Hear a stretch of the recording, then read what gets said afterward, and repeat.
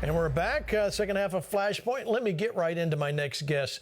Brilyn Hollyhand is the 17-year-old conservative commentator who founded the Truth Gazette and is currently serving as the co-chair of the RNC's Youth Advisory Council. Welcome back to the show, Brilyn. Good to have you back.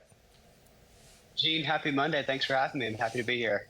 All right, so Brilyn, I want you on is because you're like, younger. Not much younger, just, okay, yeah, you're a lot younger. All right, so I want to understand, you've got a handle on the youth in America, so let's see, what is the youth, let me get your take on all of this with the border. Why is it so many people could care less about the border that are in your age group?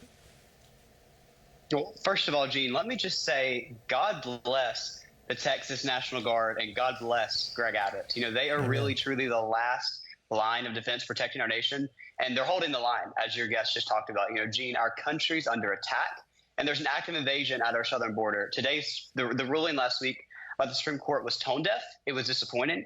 We had 5 justices who were protected by 24/7 taxpayer-funded security, and they ruled against Texas using its own personal right to defend its citizens by putting up that razor wire. There wouldn't be a need for this razor wire by the Texas government if Joe Biden would untie the hands of our Border Patrol, acknowledge the deadly assault on our border, and secure it. Gene, since Biden took office back in 2021, there have been 8 million border crossings. 8 million. And those are 8 million undocumented immigrants spread out across our country. That's more than the entire population of the state of Washington, about the same size as the population of the state of Virginia. That's insanity. It must be stopped. My generation's waking up, and we're going to remember this when we go to the ballot box to vote for the first time this upcoming November. Yeah, come on. All right, so let me ask you this question. I want to make sure I get to this.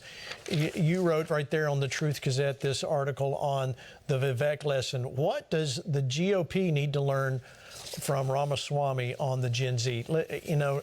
Obviously he's out of the race, so it's not about voting for him or endorsing him. But I want to know, what is it that you think we need to learn from that whole little experience? Yeah, well, let's just take a second to talk about Vivek, Greg, or Gene. As you said, he's out of this race, but we've still got a lot we can learn from him. How did he go from being a no-name in politics to a potential vice presidential candidate in less than a year? I realized from my first sit-down interview with him that he actually truly wanted to bring change to the party. He truly wanted to abolish a handful of these government agencies, and he had a plan to do so when I pressed him on it in our interview.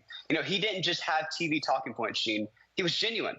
He was real, and that's what my generation was won over by. All we've known our whole lives is fake. We've got fake Instagram pictures, fake people in our lives, fake promises from our leaders. But Vivek was different. He listened. He told it like it was. He had real ideas. And the main thing that our party needs to listen to is to use social media to harness his message, to get it directly to my generation. And, well, it works.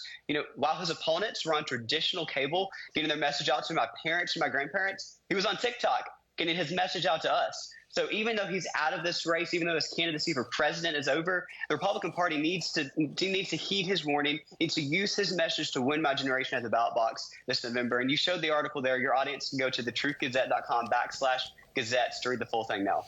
All right. So I know people are at home sitting there looking at you going, boy, this guy's 17. But you really got involved in this at 11 years old. Bring people up to speed on your history at 11. Yes, sir, absolutely. So I first got interested in politics actually even earlier than that, at the age of 10. I was in 4th grade at the time watching the 2016 presidential election. And I was like, this is kind of interesting. This is interesting. There's a lot of craziness going on in the country, but the adults are going to handle it. I don't have to worry about it right now. Well, I gave it about a year. And the next year, the summer of 2017, I turned 11. And it was the summer before my 5th grade year. I was coming into middle school, and I said, well, the adults haven't done anything yet. There's still a lot of craziness going on in the country. So if the adults were going to do something, I was going to step up and do it for them. And so I founded the Truth Gazette, a conservative news organization, to fight the fake news media. And that's what I've been doing ever since then. We've grown it. I'm now 17. I'll be turning 18 this summer, just in time to vote for the very first time, one of the most important elections in our nation's history. Anybody watching right now, you can go on social media. I'm at Brilyn Hollyhand, Facebook, Twitter, Instagram, TikTok. We've grown it from just a news site where I was just writing articles to, as I just mentioned, I still write articles. I've got a podcast now, and we've really grown it out. But as you mentioned in your intro, the cool thing I get to now, it's my favorite thing, is co-chair the RNC's Youth Council.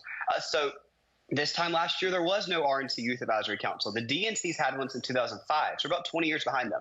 And finally, our party's waking up and accepting my generation because we're going to be the largest voting bloc this upcoming election. So I'll be flying out to Nevada tomorrow to help with their primary this upcoming week to speak directly with youth. 81 days. I think that's the countdown, Gene.